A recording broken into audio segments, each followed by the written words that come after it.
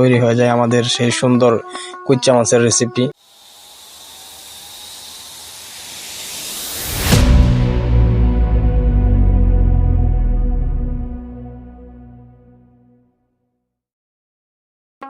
Hello বন্ধুরা, আসসালামু আলাইকুম। আশা করি সবাই ভালো আছেন। তো আমরা আমাদের এই চ্যানেলে একটি কুচ্চা মাছের ভিডিও দেব বলছিলাম, তাই আজকে নিয়ে আসলাম আমরা সেই কুচ্চা মাছের ভিডিওটি। আমরা এখানে 5টি কুচ্চা মাছ ধরেছি। এগুলো আজকে কিভাবে সুন্দর করে কাটবেন খুব সহজে এবং কিভাবে রান্না করবেন তা দেখাবো।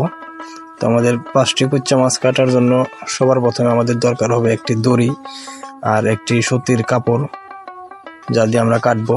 তারপর আমরা সেই চিকন দড়িটি দিয়ে কুচ্চা মাছের গলার সাইডে সুন্দরভাবে বেঁধে নিব, যাতে একা একা কাটতে খুব সুবিধা হয়। তার জন্য আমাদের একটি ব্লেডের প্রয়োজন হবে। আমরা কুচ্চা মাছটি প্রথমে কোনো একটি খুঁটির সাথে বেঁধে নিব সেই দড়িটি। তারপর ব্লেড দিয়ে গলার চারপাশটা একটু হালকা করে চামড়া ছাড়িয়ে নিব।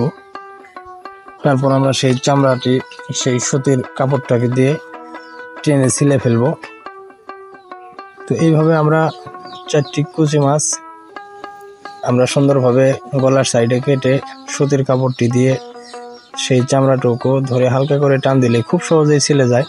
এটার জন্য তেমন চাপ নেওয়া লাগে না বা তেমন শক্তিরও দরকার নেই। আমরা আপনাদের দেখার জন্য দ্রুত করে ভিডিওটা স্পিড করে দিয়েছি, যাতে একটু তাড়াতাড়ি আপনারা ভিডিওটি শেষ করতে পারেন। এইভাবে আমরা 4টাকেই সুন্দরভাবে ছিলে নিলাম। ছিলে নেওয়ার পরে আমরা এই কুচ্চা মাছের যে নিচের অংশটুকু আছে পেট থেকে নিচে, এই সাইডে নেওয়া যাবে না। তো আমরা ওইখানে ব্লেড দিয়ে সুন্দর করে কেটে দেই। দেওয়ার পরে আমাদের পিস হয়ে যায় 4টি। এখন ওই 4টিকে আমাদের ছোট ছোট করে পিস করার পালা। তো ছোট ছোট করে পিস করার জন্য আমরা বটি দিয়ে খুব সুন্দরভাবে ছোট ছোট টুকরা করে নিলাম, এবং কি এর ভিতরের যে নাড়ের অংশটুকু আছে এটিও মাছের মতো খুব সহজেই এটিকে ফালানো যায়, তেমন কোনো সমস্যা হয় না। মাছের মতো আমরা সুন্দরভাবে ছোট ছোট করে পিস করে নিলাম। পিস করে নেওয়ার জন্য আপনারা যার কাজের দক্ষতা যেরকম ওইভাবে করতে পারেন। এটা যেহেতু আমি করেছি, আমার একটু কাজের দক্ষতা খুব স্লো, তাই একটু লেট হচ্ছে। দয়া করে সাথে থাকবেন, ভিডিওটি দেখবেন। তো আমরা অনেকক্ষণ কাটাকাটির পর আমাদের পিস করা প্রায় কমপ্লিট। এখন আমাদের এই পিসগুলো সুন্দরভাবে ধোয়ার পালা। পিস কমপ্লিট করে এখন আমরা এটিকে পানি দিয়ে সুন্দরভাবে ধোবো। এখন আমাদের ধোয়া কমপ্লিট। তারপর আমরা একটি ছোট্ট বলে করে এটি নিয়ে রাখি। এখন আমাদের এটির ভিতরে মশলা দেওয়ার পালা। তো আমরা প্রথমে কিছু আদা বাটা এখানে দিয়ে দিলাম। তারপর আমাদের যা যা মশলা দেওয়া লাগে আর কি, যেমন রসুন, মরিচ, হলুদের গুঁড়া, আমাদের প্রয়োজনীয় পরিমাণ মতো এখানে মশলা দিতে হবে। তো আপনারাও আপনাদের প্রয়োজন মতো দিয়ে নেবেন। তারপর আমাদের কড়াইয়ে তেল দেওয়া হচ্ছে। তেল দেওয়ার পরে আমরা এখানে জিরা দিয়ে দিলাম। জিরা দেওয়ার পরে পেঁয়াজ, তারপরে কিছুক্ষণ একটু লাড়াচাড়া করে পেঁয়াজটিকে ভাজা ভাজা করে নিতে হবে। পেঁয়াজটিকে ভাজা ভাজা হয়ে গেলে আমরা এখানে একটু মশলার পানি দিয়ে দিব। মশলার পানি দেওয়ার পরে এটিকে একটু কষা কষা করার জন্য আমরা 1 মিনিটের মতো ঢেকে রাখলাম। ঢেকে রাখার পরে এখানে এখন আমাদের মাছগুলো দেওয়ার পালা। তো আমরা এখানে মাছ দিয়ে দিলাম।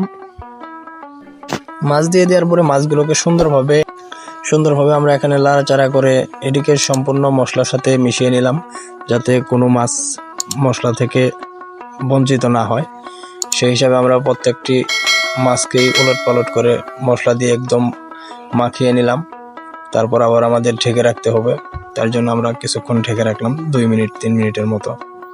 তারপর আবার একটু লাড়াচাড়া করে আমরা আবার দেখলাম যাতে কোনো মশলাই বাদ না থাকে মাছে মশলা ভরার। তারপর সেই মাছগুলোকে সিদ্ধ করার জন্য আমরা কিছু পানি দিয়ে দিলাম। এখানে পরিমাণ মতো দিবেন আপনারা, যাতে মাছগুলো সুন্দরভাবে সিদ্ধ হয়। তারপর আমরা আবার সেটাকে ঢেকে রাখলাম। 4 থেকে 5 মিনিট ঢেকে রাখার পরে আমাদের তরকারি প্রায় কমপ্লিট। তো এখন আরেকটু লাড়াচাড়া করার পালা। তো এখন আমরা সুন্দরভাবে আবার একটু নাড়াচাড়া করে দিলাম যাতে সবগুলো মাছই সমানভাবে সিদ্ধ হয়। তারপর আমাদের সিক্রেট হচ্ছে আপনার লেবুর রস। কিছু লেবুর রস দিলে এখানে সবচেয়ে প্রধান যে কাজ করে সেটা হলো লেবুর রস। লেবুর রস দিলে আপনার খুব সুন্দরভাবেই তরকারি সুস্বাদু হয় এবং কি কোনো আলাদা গ্রান থাকে না। তারপর 2 থেকে 3 মিনিট ঢেকে রাখলেই বাস তৈরি হয়ে যায় আমাদের সেই সুন্দর কুইচা মাছের রেসিপি। তো ধন্যবাদ সবাইকে। ভিডিওটি যদি ভালো লেগে থাকে অবশ্যই একটি লাইক দিয়ে চ্যানেলটিকে সাবস্ক্রাইব করে রাখবেন এবং কি অন্যকে দেখানোর জন্য অবশ্যই ভিডিওটি শেয়ার করে দিবেন।